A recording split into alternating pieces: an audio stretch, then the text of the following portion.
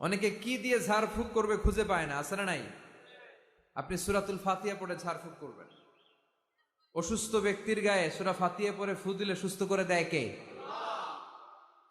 রব্বুল আলামিন বলেন, وَنُنَزِّلُ مِنَ الْقُرْآنِ مَا هُوَ شِفَاءٌ وَرَحْمَةٌ لِّلْمُؤْمِنِينَ وَلَا يَزِيدُ الظَّالِمِينَ إِلَّا خَسَارًا।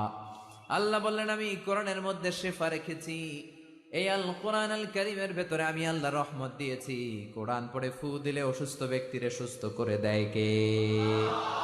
আপনি যেই কোনো রোগে আক্রান্ত হন না কেন, আপনি যদি সূরা ফাতিহা পড়ে ফু দেন, সুস্থ করবে কে? বিশ্বাস হয় না সন্দেহ লাগে? যাদের বিশ্বাস হয় তাদের ফুতে কাজ হয়ে যাবে, আর যাদের সন্দেহ লাগে এরা হাজারবার ফু দিলেও কোনো কাজ হবে না।